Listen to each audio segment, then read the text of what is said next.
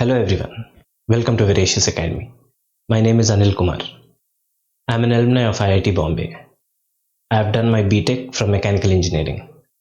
I have been teaching physics for the past decade for JEE Mains, JEE Advanced, NEET UG and other competitive exams. If you are interested to attend my sessions, please find the contact details in the description below. Let's get started with this lecture. Enjoy the video.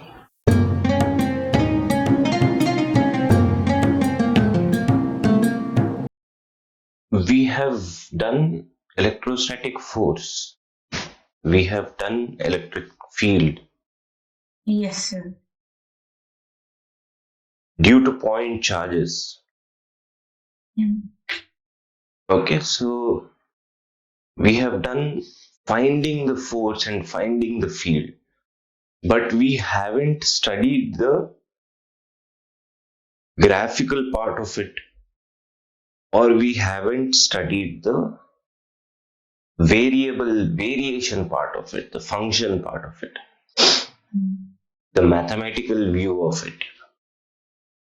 So today what we will begin with seeing is that we will first try to understand how this basically function is working. Okay. If you look at the magnitude of electric field or electrostatic force, both are inversely proportional to the square of the distance between them. Right? Yes, sir. Be it electric field or be it electrostatic force, both are inversely proportional to the square of the distance between them. So, yes, sir. Mainly I want to study field because I know that force will follow the same behavior as that of the field, because we are only multiplying a test charge to the field present at that point. Correct? Yes, sir. So mainly if I study field, that means I am more or less covering my force. Right? The same behavior, because the function is the same. The behavior of the force will also be the same as that of field. Yes, sir. Clear? Yes, sir. So, electric field, if I want to study electric field, is a function of R inversely proportional to the square of distance. Now, how should this graph look like?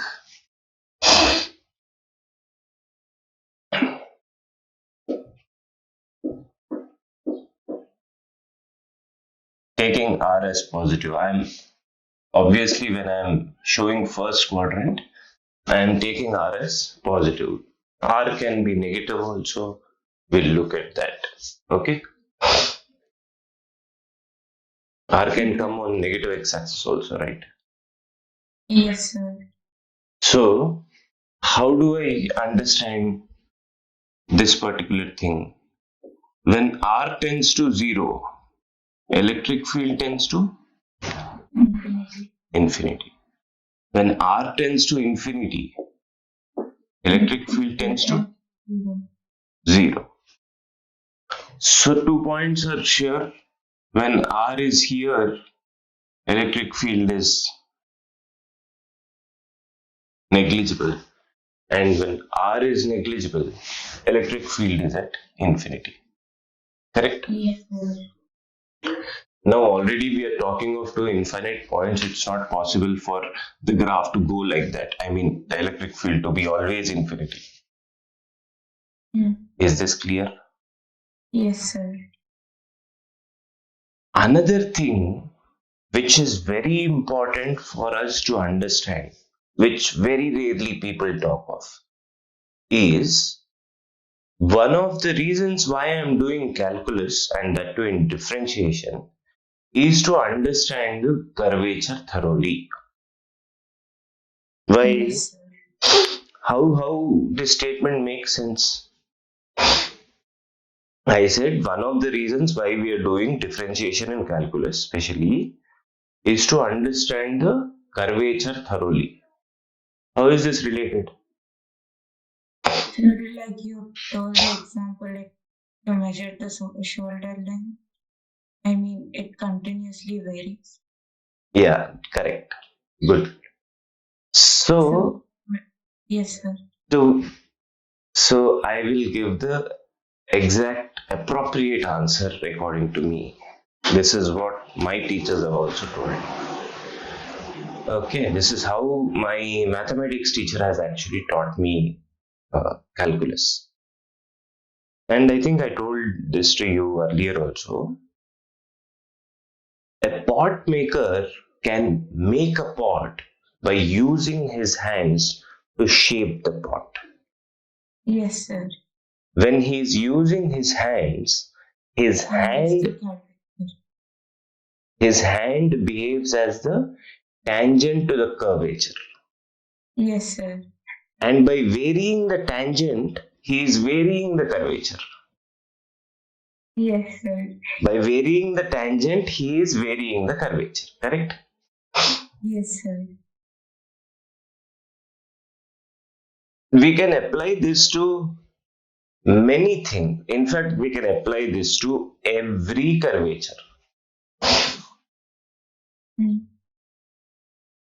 So I didn't watch all these RRR movies and all, but usually in so-called South Indian movies, if the villain has to be shown, he has a beard and he does this. He's Yes, playing sir. with the tangents for his curvature, right? Yes, sir. Many places, wherever there is curvature, there is tangent differentiation, because dy by dx is nothing but slope of tangent, and the variation of tangent itself is the curvature. Is this clear? Yes, sir. Yes, sir. Yeah. To clean my vehicle, I take the cloth and move according to the tangents to the surface of the vehicle. Mm. I take the cloth, and if I do martial arts with it, clean, Yes, sir. it will not get clean, right? Clear? Yes, sir. So wherever we have surfaces, wherever we have curvatures, we have tangents. And wherever we have tangents, we have dy by dx. Because dy by dx is the slope of tangent. And slope of tangent is telling me where the tangent is and how the tangent is varying. Because it gives the angle.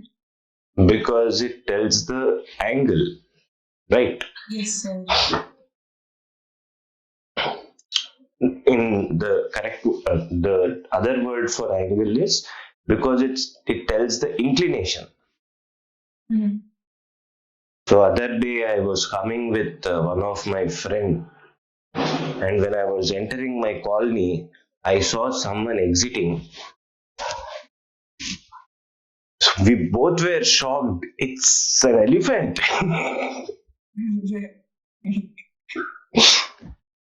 So basically, the inclination of his surface was so huge. What are you eating, brother? Tell us. We also want to be like you. So, yeah, I am too rude. Yeah. So, the idea is that what I'm trying to say is that how did my eyes figure out that that fellow is fat? Because when I'm looking at his curvature, I am looking at the inclination his hands and his feet and his entire body is making, right?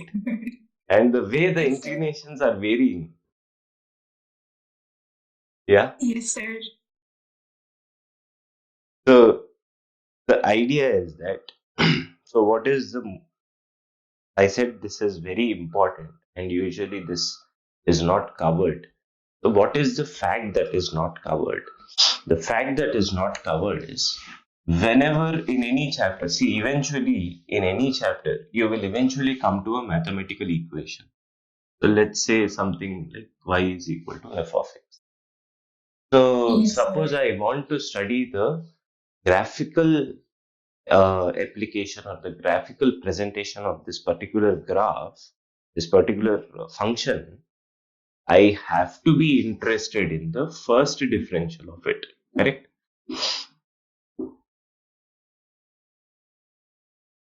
Which tells me the slope of tangent for that curvature. Yes, sir. Is this clear? Yes, sir. The most important thing is, which you have to remember for all the chapters, which will eventually come in all the other chapters, okay, is that when any function is there, let's say y is equal to f of x, we will always have to be interested in the first differential of it, because this first differential is going to tell me the slope of tangent. Is this clear? Yes, sir.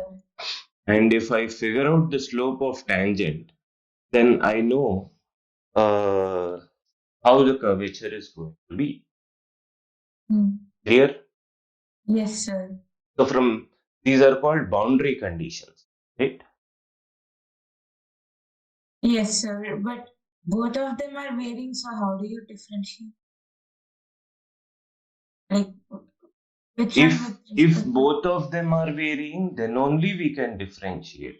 If one thing is a constant, then you differentiate, it becomes a zero. Yes, sir. So I am showing it to you. Okay, now I am showing it to you. Yes, sir. So whatever that constant is, let us write that constant as P. So my equation will become what? E is equal to P by R square, correct? Yes, sir. Now differentiate. What will happen? dE is equal to P times differential of 1 by R square is what? There we can use U by V. And it will be 2R. We don't have to use U by V. 2R dr. I'll write it for you. This is the reason why I discussed calculus yesterday. Is differential of r to the power minus 2, right? Yes, sir. So this is P times minus 2 r to the power minus 3 dr. You anyways get the same thing. Hmm? You anyways get the same thing when you use U by. Yeah, but why do I want to complicate my life? Yes, sir. Okay, anyways, look. So dE is equal to what will I get? Is minus 2p by r cube into dr. Right? Yes, sir. So what am I interested in from this? I am interested in the dE by dr, which is the slope of tangent. Yes, sir. Is what? Minus Minus 2p by R cube. 2p by r cube. There are a lot of things this thing is telling me. What is it telling me? For r greater than 0,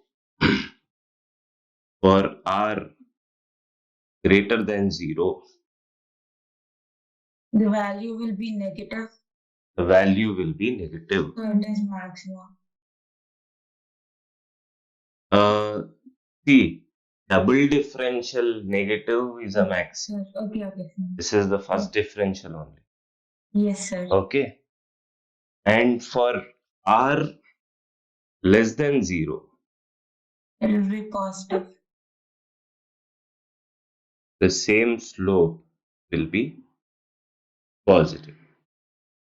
Correct? Yes, sir. So because we have anyways come to r greater than and less than 0, let me draw negative x-axis also over here.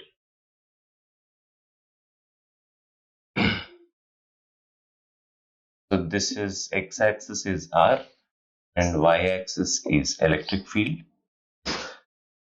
Okay. So what are we saying? Electric field when r tends to 0 will tend to infinity. R tends to infinity, electric field will tend to 0. Correct? Yes, sir. Similarly, when r tends to minus infinity, electric field will again go to 0 only, right? Yes, sir. And what we are getting is the slope when r is greater than 0 is negative. Negative slope means what? The tangent should look like this always in the Yes, sir. second quadrant. Yes, sir. So basically my curvature should look like this. More or less. Exactly it So will come. why were you like second quarter? All silver teacups. Here all are positive. Here only Yes, sir. sine is positive. Here tan is So positive. you're checking with the functions. Why only second quadrant you said, right? Yes, sir. So you're checking only with sine function. No, I'm saying tan is positive in first and first and Oh, third yes, quadrant. sir. And slope of tangent is Okay, nothing but okay. tan theta. Yes, sir. So tan is negative in second and fourth quadrant. Yes, sir. Yes, sir. So the idea is that when I find that my slope is negative, I know that the tangent has to be inclined like this. Maybe like this, maybe like this, but whatever it should be in the second and fourth quadrant. Clear? Yes, sir. Similarly, for the negative x-axis, when r less than 0, It will be its mirror image. it will be its mirror image. Is this clear? And here if you see, the slope is positive, and we got from mathematics also we got the same. Slope is Yes, positive sir. of the tangent. Here the slope is basically negative. Yes, sir. I'll just give you a recap. Okay. So what we said was, if I study electric field, I am more or less studying my force. And I said wherever we get functions in whichever chapter, we will always get equations in every chapter. We should also study the graphical part of it. Yes, sir. And usually in classes, we do graphical parts wherever they are commonly done. But actually, we can do it everywhere. Now, if suppose as a student you want to do everywhere, then how should you do it? In this particular case, my electric field is a function of inversely proportional to square of distance. Yes, sir. So let it be function of x or function of r, whatever, right? How will you study? First, you check the boundary condition. So for me here, what is the boundary condition? I am charged and I am studying the electric field at a point. And what is varying? Distance between me and the point is varying, correct? Yes, sir. So what will I physically imagine? When I imagine physically, what will I come to the boundary condition as? What will happen if the point is very close to me? And what will happen when the point goes very far to me? These are the boundaries that are present, correct? Yes, sir. And anything should lie between these boundaries only. There's no other possibility. Yes, sir. So, first I will study the boundary conditions in that particular situation. So, in any other chapter, let us say you have density varying with temperature. You can do that also. So, what you will do is first check the boundary conditions. Okay. That means what happens if my temperature is infinity? What happens if my temperature is negative? All these variations. First, we will look at the boundary condition. Okay. Next, very important thing is always look at the first differential of that particular function. Why should I look at the first differential of that particular function? I will know how the tangent is inclined. Yes, sir. Why should I know how the tangent is inclined? Any curvature is basically defined by its tangent. Is this clear? Yes, sir. Any curvature is actually defined by its tangents. For example, pottery, right? Yes, sir. So I have to study the tangents. If I have to study the tangents, that means I have to do my first differential, because dy by dx is the slope of tangent to that particular curvature. Yes, sir. Right? So if we have a function f of x, I will always be interested in finding the first differential of it, because dy by dx is the slope of tangent to that particular curvature. Correct? Yes, sir. Now in this case, I will take that constant as some p, because the constant, what will it do? My curvature's behavior is like this. Maybe this curvature will go somewhere over here, right? Or even more inside. That the constant will do, but the behavior will still be the same, right? Yes, sir. Maybe if the p value varies, the curvature will come something like this, just above this curvature, or maybe just below. And r square is representing the quadratic equation, so it will be R somewhere. square is not representing the quadratic. And 1 by r square is representing quadratic.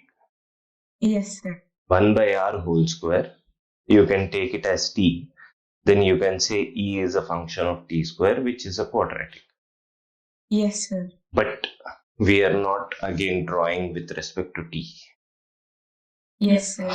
Okay, so this is not a quadratic. Yes, sir.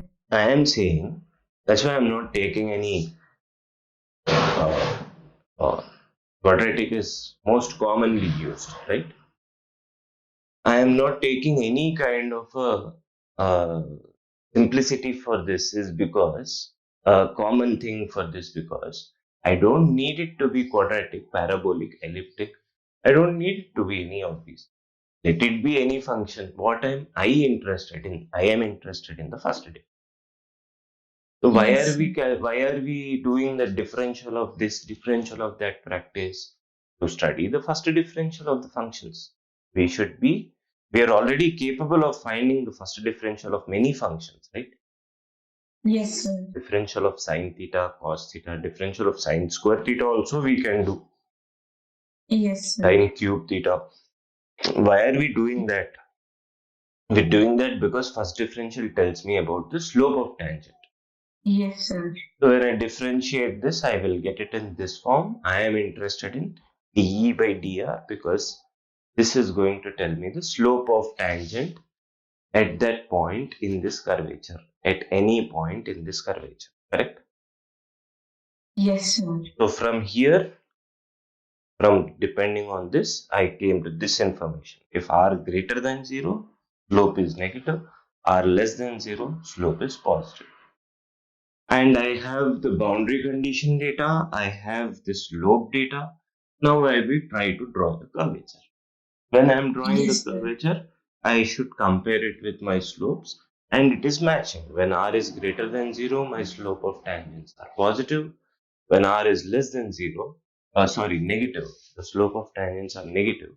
When r is less than 0, the slope of tangents are positive. Is this clear? Yes, sir. Xerox. Sir, but why I didn't understand only this part. You didn't understand? Sir, how do you know the curve should be looped inside or outside?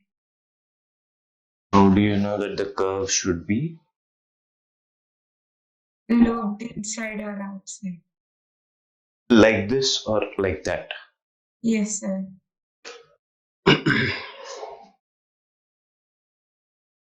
Here r is infinity. Here e is infinity. Correct? Yes, sir. Now, from infinity, if I am going like this, okay, Yes, sir. okay, instead of this, uh, like you said, how do we know that the curvature is looped inside? Let us look at a mathematical thing. So we know that the slope is negative, that is there, but we don't know if this curvature is possible or that curvature is possible, correct? Yes, sir. That's what we are looking at. So my slope, I got it as minus 2p by r cube. Yes, sir. Yeah. Yes, sir. So if I will do further, that means the double differential, I will get this as 6p by r power 4. Yes, sir. And for r positive or r negative, for all values of r minus infinity less than or equal to r less than or equal to infinity, for all values of r. Yes, sir. So let us say this is some m dash, second differential, right? M double dash. Yes, sir. Yeah, y double dash, actually I should write it as y double dash, right? Because this is y dash, right? Yes, sir. My m dash is always positive.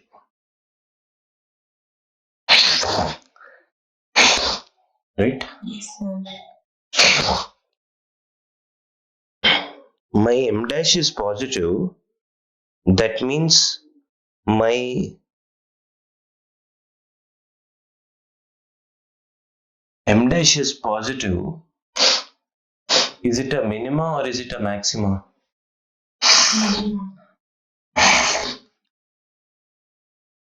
Minima, sir. It's a minima, right? Yes, sir. How are we saying it's a minima? Sir, when we draw the graph,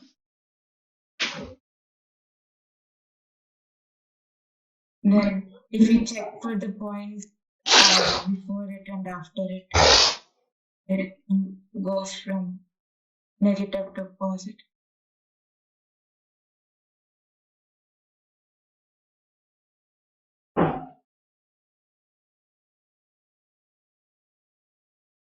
No, I will. Yeah, that is there. That is there. I just remembered there is one more thing that from where we can figure out. We haven't checked the values of boundary conditions for when r tends to infinity. What does slope become? Minus 0, or basically it is 0, right? Tends to 0. Yes, sir. And when r tends to 0, my slope tends to Minus infinity. minus infinity.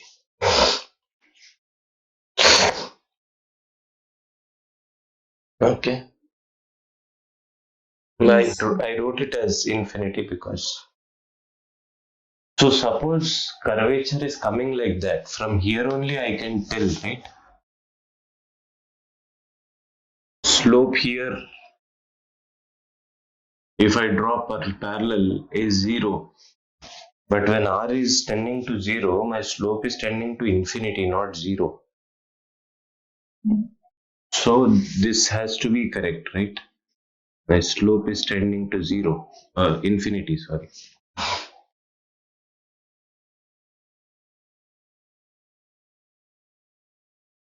Only this boundary condition. We said there are two types of curvatures possible. Yes, sir. So for that curvature, here my slope is 0, and for this curvature, here my slope is infinity. How do you know that is infinity, sir? No, I am saying that two choices are there, right? Yes, sir. Okay, it can't be that.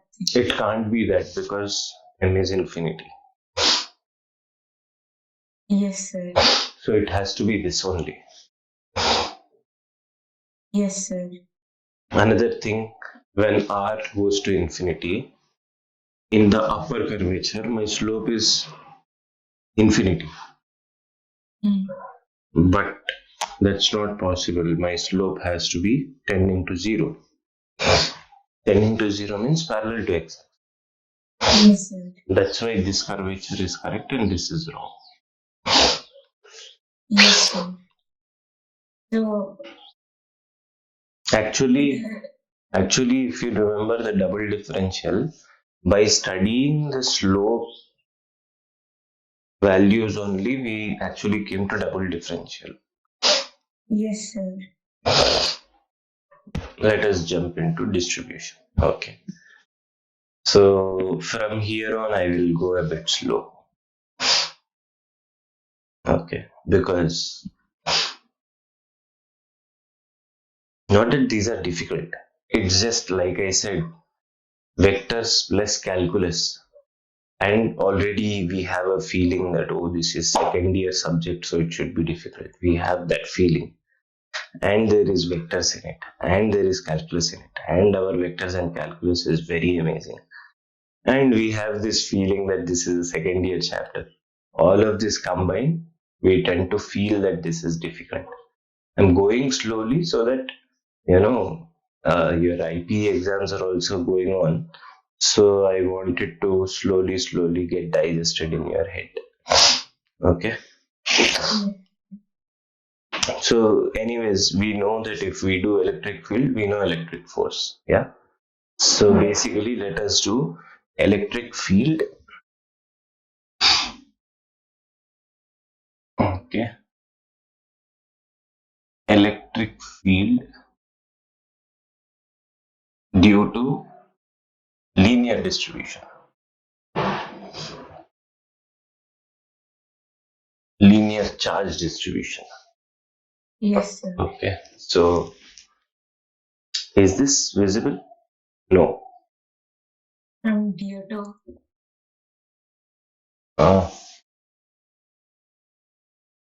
Yesterday I was looking at that video. It was not visible. But the problem is this fellow keeps changing. I think this fellow moved or something. I only moved it, I think. where did you erase it? I did erase that. Because I'll cut the video till here, right? There's a huge big portion. From there to here I have to just cut it.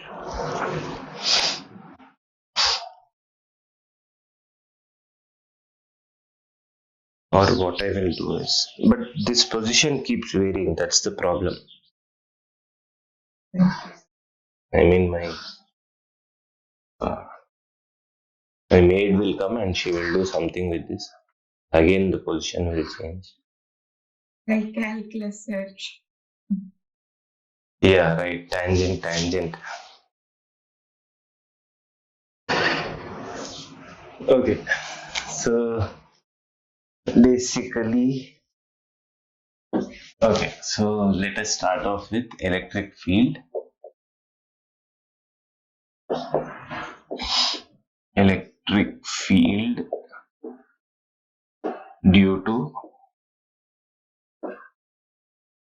linear charge distribution. Okay.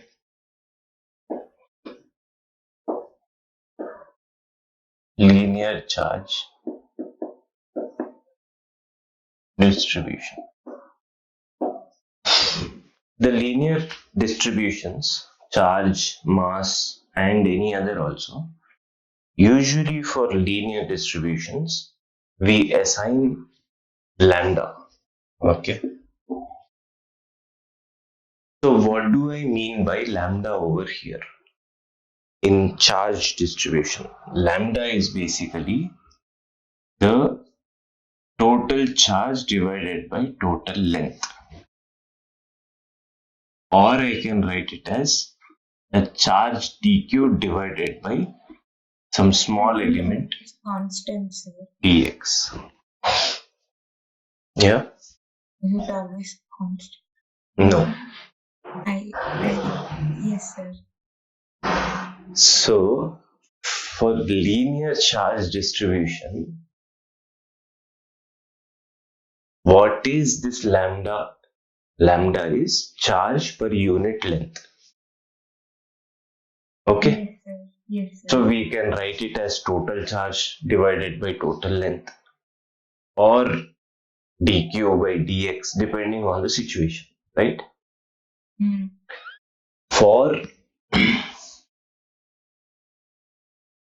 uniform distribution,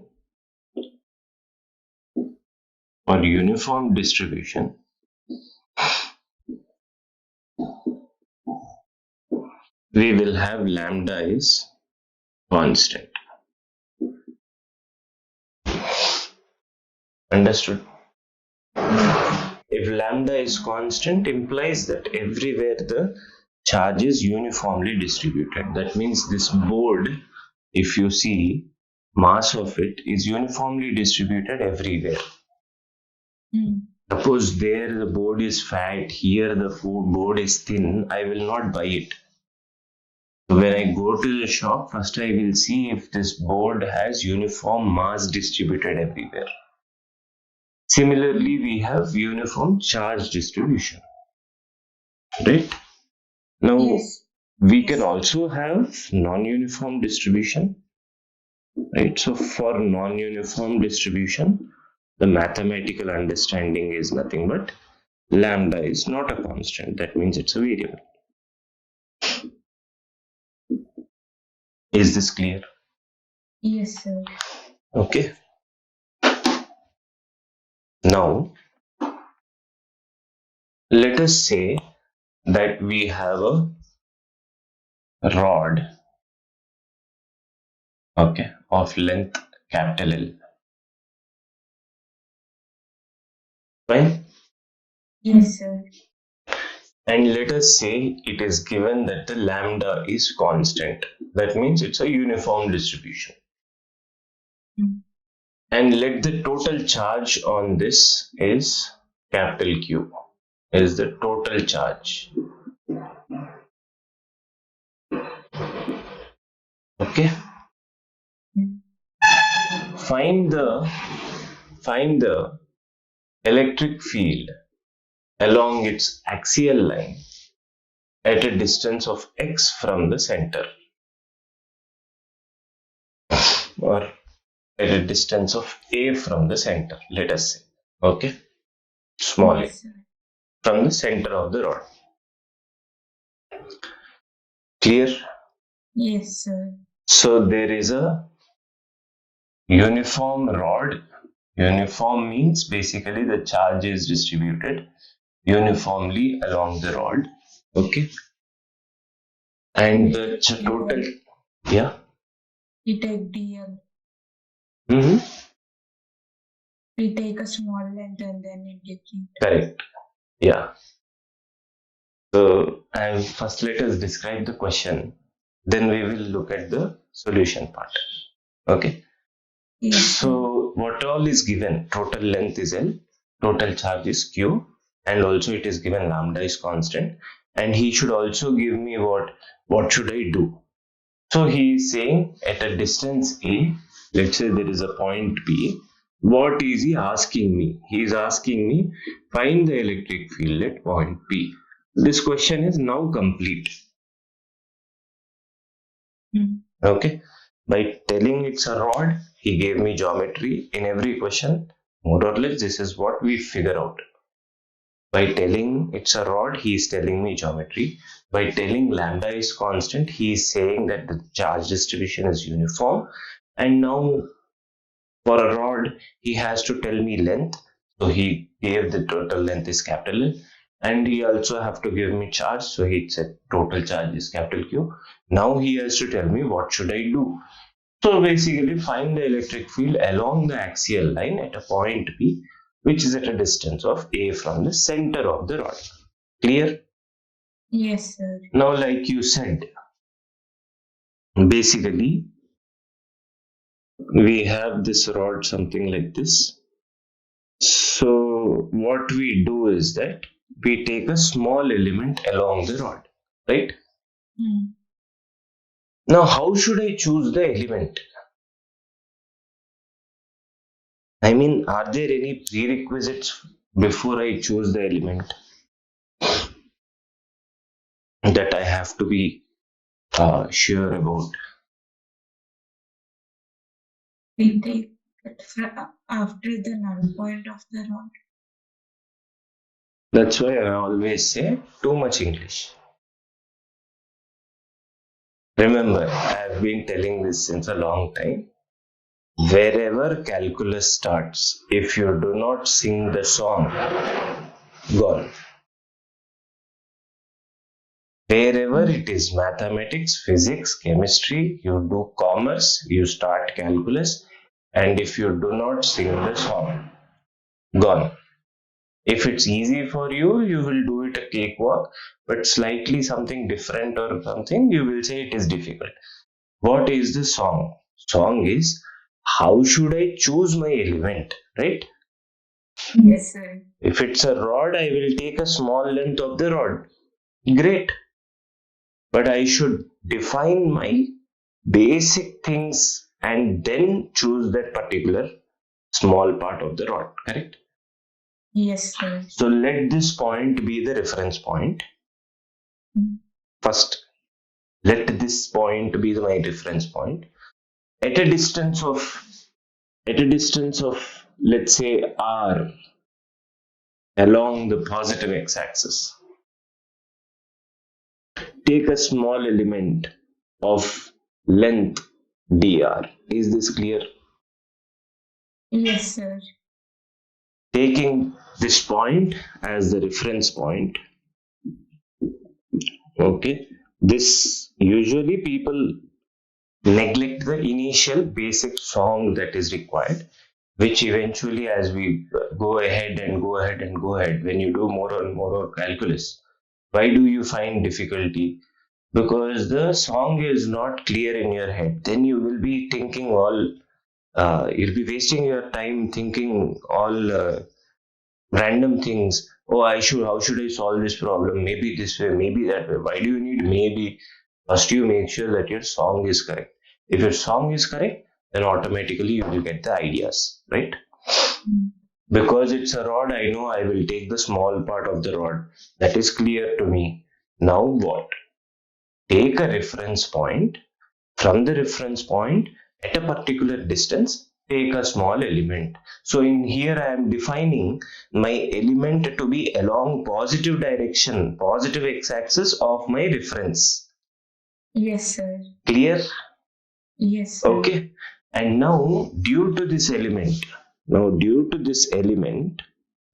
I want to find what is the electric field at that point P. Fine. What is the distance between this element and that point P? Sir, A minus R. A minus R. Because the total distance is A, this distance is R. That means my distance between the element and the point is A minus R. Is this clear? Yes, sir. Any doubts? Yes. Right? So I am now starting my calculation part. Fine? Yes, sir. The electric field D, due to the charge present in that location, also I have to define, let the charge present over here be dq, right? Yes, sir. Because it's a small element, I can treat it as a point charge. Therefore, the electric field due to charge dq at point P will be what? A dq by A minus R whole square. Is this clear? Yes, sir. Now, when we define The electric field due to P. Electric field at P. Yes, sir. Yes, sir. Electric field at P. Yes, sir. Now, when we define lambda, right? So basically here I will say lambda is equal to dq upon dr. This is as per the definition, right? Yes, sir. That means I can write dq as lambda times dr. Is this clear? Yes, sir. Now substitute.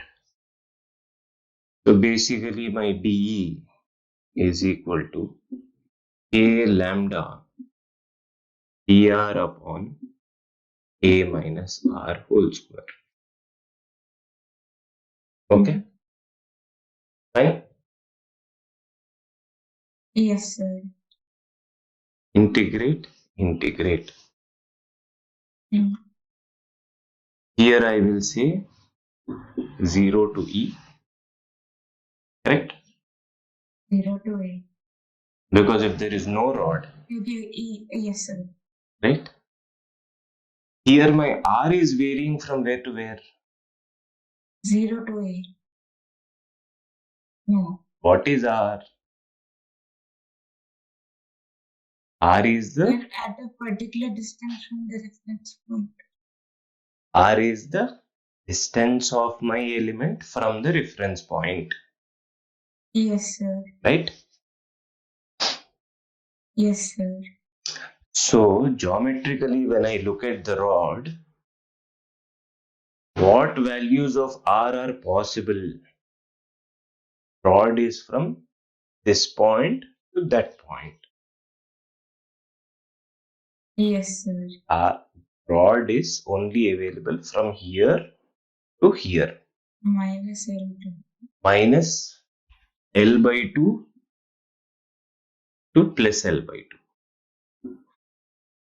Yes, sir. Is this clear? Yes, sir. That's the reason the song is important. Did you now understand why song is important? Yes, sir. We will get stuck. If not, we'll get stuck. Okay? Clear? Yes, sir. So basically, I can write the net electric field is K lambda integral of minus L by 2 to L by 2 dr by A minus R whole square. Right? Yes, sir. So what is integral dr by A minus R whole square?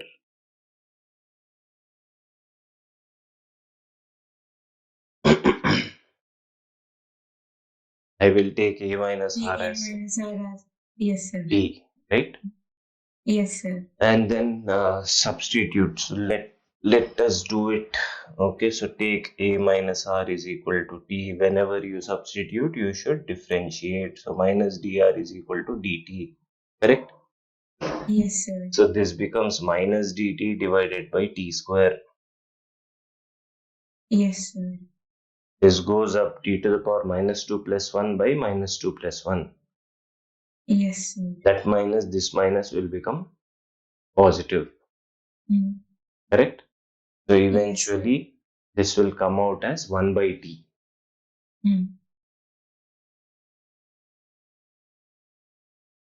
Correct? Yes, sir. But t is A minus R. Yes, sir. So I'll get this value as 1 by A minus R. Is this clear? Yes, sir. Understood? Yes, sir. So I will get this integral value as, or I'll write it in the next step.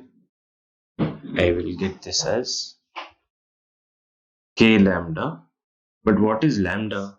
Lambda is total charge divided by total length, right? Yes, sir. Total charge divided by total length. K lambda into 1 by A minus R, limits from minus L by 2 to plus L by 2. Fine? Yes, sir. Yesterday we saw upper limit minus lower limit. So this will become KQ by L. First I will substitute my upper limit. This will become 1 by A minus L by 2 minus. Fine? Yes, sir. 1 divided by A minus of minus L by 2. Clear? Yes, sir. This will become A plus L by 2. a plus L by 2. When you do LCM, a plus L by 2 minus a plus L by 2. Yes, sir. L by 2 plus L by 2 will be L. So the numerator will become L. Yes, sir. Denominator a minus L by 2 into a plus L by 2. A square minus b square. Yes, sir. Right? So the L will get cancelled with this fellow. So my answer will come out as kq by a square minus L by 2 whole square. Is this clear? Yes, sir. Xerox. Hi guys, I hope you enjoyed this session. If you think this video was useful, don't forget to like, share and subscribe to my channel. Also, I'll be waiting for your comments in the comment section. See you in the next video.